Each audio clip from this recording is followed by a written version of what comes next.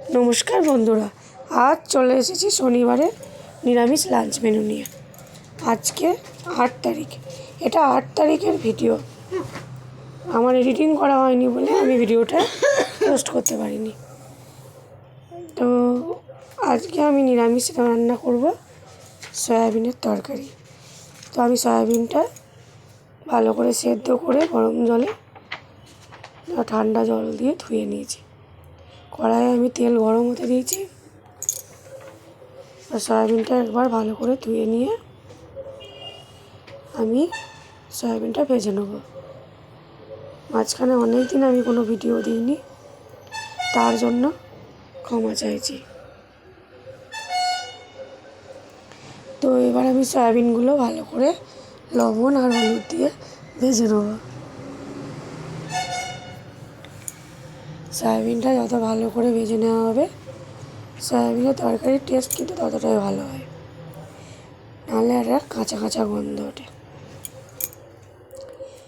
এটা সেই মোটা বড় সয়াবিনগুলো, এটা তো খেতে খুব ভালো লাগে। তো কেমন আছেন আপনারা? ভালো আছেন তো সবাই? এখন সিজন চেঞ্জের সময় একটু ঠান্ডা লেগে গেছে, গলাটা আমার বসেও গেছে, কথাগুলো হয়তো অস্পষ্ট হতে পারে।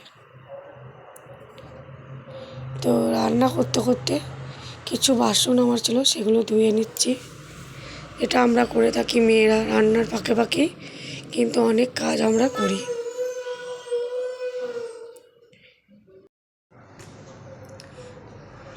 সয়াবিনটা আমি ঢেলে নেবো। এবার কড়াইটা খুব ভালো করে একবার ধুয়ে পরিষ্কার করে নেব। এবার আমি কড়াইয়ে তেলটা গরম করে নিয়েছি। এর মধ্যে আমি তেজপাতা, একটা শুকনো লঙ্কা আর গোটা জিরে ফোড়ন দিয়ে দেবো। দিয়ে কেটে রাখা আলুগুলো ধুয়ে পরিষ্কার করে তেলের মধ্যে দিয়ে দেব।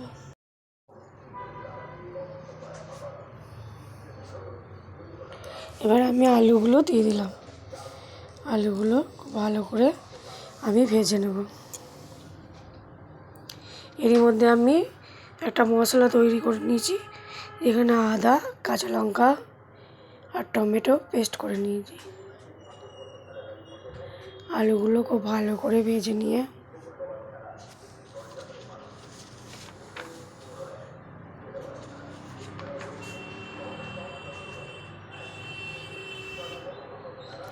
সয়াবিনটা ভালো সেদ্ধ হয়েছিল, সয়াবিনটা ভেজে রাখা আছে।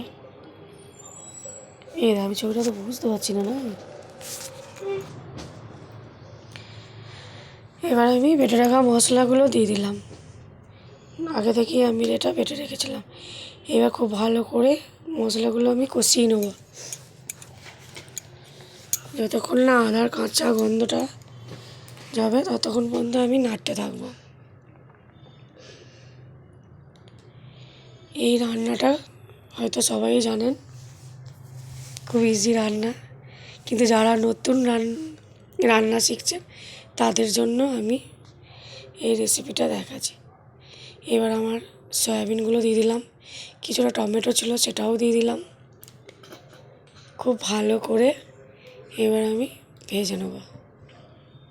এর মধ্যে আমি কিছু গুঁড়ো মশলাও অ্যাড করে দেবো, যেমন জিরে গুঁড়ো, ধনে গুঁড়ো, কাশ্মীরি রেড চিলি পাউডার দিয়ে খুব ভালো করে কষিয়ে লবণ দিয়ে, লবণটা আমি অল্প করেই দেবো কারণ সয়াবিনে কিছুটা লবণ দেওয়া ছিল। এইভাবে আমি কিন্তু সব মশলা দিয়ে ভালো করে কষে নেব।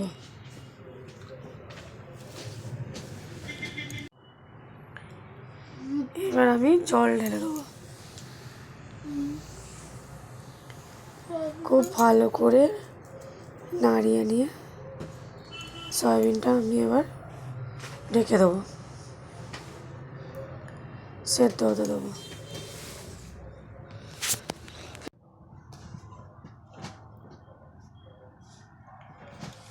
এবার আমি ওইদিকে সয়াবিনটা হতে দিলাম, আর এইদিকে ছোটো গ্যাসে আমি একটা কড়াই বসিয়ে দিয়ে আলু ভেন্ডিটা ভেজে নেবো, সরি আলু বলছি, শুধু ভেন্ডিটা ভেজে নেবো। এর মধ্যে লবণ হলুদ মাখিয়ে রেখেছিলাম বলে জল ছেড়ে দিয়েছে, তো এটা ভাজতে আবার একটু সময় লাগে। যতক্ষণ জলটা না শুকোবে ততক্ষণ এটা ভাজা যাবে না।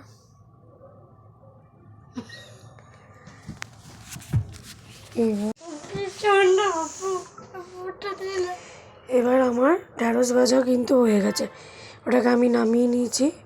ওইদিকে সয়াবিনের তরকারিটা একটু মাখা মাখা করে, আমাদের আবার ঝোল ঝোল তরকারি খুব একটা পছন্দ করে না। আর এইদিকে একটা কড়াইটা আমি ধুয়ে পরিষ্কার করে নিয়ে কড়াইয়ে একটু তেল আর কাঁচা লঙ্কা কালো জিরে ফোড়ন দিয়ে কাঁচা আমগুলো আমি দিয়ে দিচ্ছি। এটা আমের চাটনি বানাবো, নিরামিষের দিন একটু চাটনি না হলে জমে না, তাই না বন্ধুরা? তো এদিকে আমি আমের চাটনি বানাবো, যদিও চাটনিটা আমি গুড় দিয়ে বানাবো, চিনির কোনো ব্যবহার আমি এখানে করব না।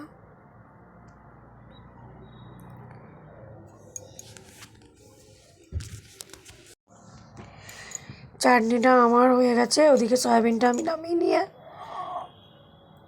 এখানে আবার একটু লাউ পড়েছিল ঘরে, সেটা কেউ তো খায় না, তাই ভাবলাম নিজের জন্য একটু বানিয়ে নিই। তো ওদিকে একটু আদা বাটা আমি রেখে দিয়েছিলাম, আমি একটু বড়ি দিয়ে লাউ ঘন্ট বানাবো। তো বড়িগুলো আমি ভেজে তুলে নিয়েছি, কড়াইয়ে তেল দিয়ে এখানে একটু কালো জিরে কাঁচা লঙ্কা ফোড়ন দিয়ে লাউগুলো আমি দিয়ে দিয়েছি। তো ভিডিওটা অনেক বড় হয়ে যাবে বলে আমি দেখাচ্ছি না, মানে রেসিপিগুলো শর্টকাট দেখাচ্ছি, কারণ এখন বড় ভিডিও দেখার অত মানুষের হাতে সময় নেই, তাই না? তো চাটনিটা আমার হয়ে এসছে, এখানে আমি গুড় কিন্তু দিয়ে দিয়েছি। আমগুলো ভীষণ টক, মানে কতটা যে গুড় লাগলো। তবে চাটনি খেতে বেশ ভালো লাগে, এই চাটনি এখন 2-3 দিন খাওয়া যাবে। একদিন চাটনি বানিয়ে রাখলে 2-3 দিন হয়ে যায়, তাই না বন্ধুরা? আমের চাটনি তো আর বেশি খাওয়া যায় না। ওইদিকে লাউটা আমি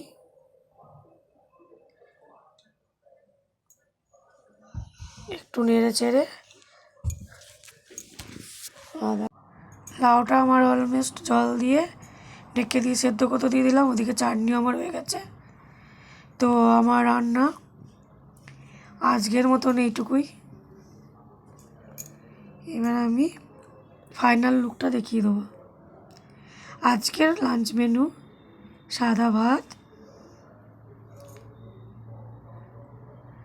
সঙ্গে আছে আলু সয়াবিন দিয়ে